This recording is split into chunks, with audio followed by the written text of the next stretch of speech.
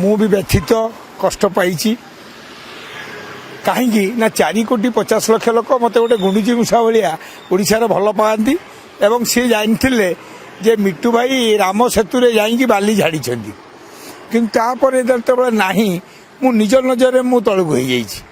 କିନ୍ତୁ ମୁଁ କସମ ଖାଇଲି ଯେହେତୁ ମୁଁ ଜଗନ୍ନାଥ ଧାମରେ ମାନେ ଜନ୍ମଗ୍ରହଣ କରିଛି, ନା ମୁଁ ବମ୍ବେରେ ନା ଆନ୍ଧ୍ରାରେ ନା ବେଙ୍ଗଲରେ, ତେଣୁ ମୋ କର୍ତ୍ତବ୍ୟ ହେଲା ଓଡ଼ିଆ ଲୋକଙ୍କ ଏଣ୍ଟରଟେନମେଣ୍ଟ କରିବା।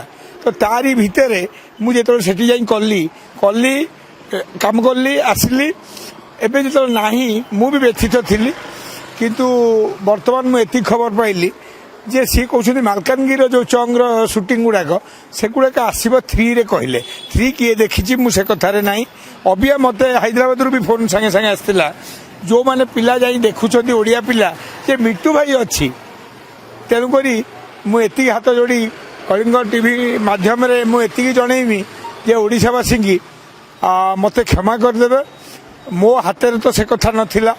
ମୋ ହାତରେ ଥିଲା ମୁଁ କନଷ୍ଟେବଲ ରୋଲଟା କରି ଫାଇଜ୍ ଫାଜିଲ ସହିତ ଏବଂ ବ୍ରହ୍ମା ସାର୍ଙ୍କ ସହିତ ମୁଁ ଚେଜିଂ ଫେଜିଂ 15 ଦିନ କାଳ କାମ କରିଥିଲି। ତ ମୁଁ ଆଉ ଯେତିକି ଦିନ ବଞ୍ଚିବି ମୁଁ ଓଡ଼ିଆ ଫିଲ୍ମରେ କାମ କରିବି। ଅନ୍ୟାନ୍ୟ ଇଣ୍ଡଷ୍ଟ୍ରିକି ମୋତେ ଆଉ ଯିବାର ନାହିଁ କାମ ମିଳିଲେ ବି। କାହିଁକି ନା ମୁଁ ଗୋଟିଏ ପ୍ରଥମ ପାହାଚରେ ଯେତେବେଳେ ମୁଁ ଧୋକା ଖାଇଲି, ତେଣୁକରି ମାନେ ମୋତେ କଷ୍ଟ ହେଲା। ଆଉ ଏତିକି କହିବି କଳିଙ୍ଗ ଟିଭି ମାଧ୍ୟମରେ ଆପଣମାନଙ୍କୁ ସମସ୍ତଙ୍କୁ କ୍ଷମା ମାଗୁଛି। 4,50,00,000 ଲୋକଙ୍କୁ ମୋର ବଢ଼ିଆ ବଢ଼ିଆ ସିନେମା ଓଡ଼ିଆରେ ଆସିବ ଏବଂ ମୁଖ୍ୟ ଚରିତ୍ରରେ ଆସିବ। କାହିଁକିନା ସମସ୍ତେ ମୁଖ୍ୟ ଚରିତ୍ର ଦେବା ଆରମ୍ଭ କଲେଣି ଏବଂ ମୋର ବାବାଜୀ ଫିଲ୍ମଟା ବି ବାଜି ବାଜି ବାବାଜୀ ଆସୁଛି। ଆପଣମାନଙ୍କୁ ଏଣ୍ଟରଟେନମେଣ୍ଟ ଦେବାରେ ମୁଁ ଢିଲା ଦେବିନି।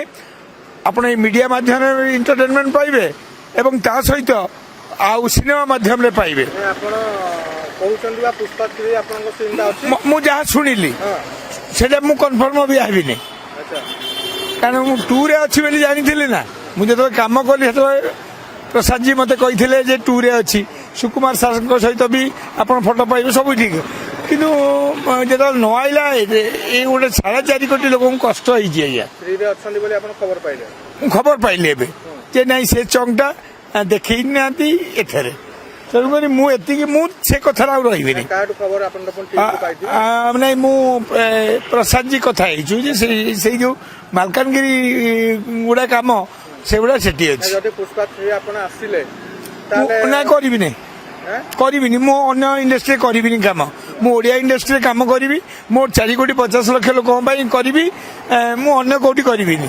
ଆଉ ତା ସହିତ ଶନି ମହାସ୍ନାନ ଆରମ୍ଭ ହେଇଗଲେ ଲୋକଙ୍କ ପାଇଁ ସେ କାମ ବି ଚାଲିବ। ଆଉ ଆଇଲେ ମୁଁ କରିବି ନା, ଲୋକ ଚାହିଁବେନି।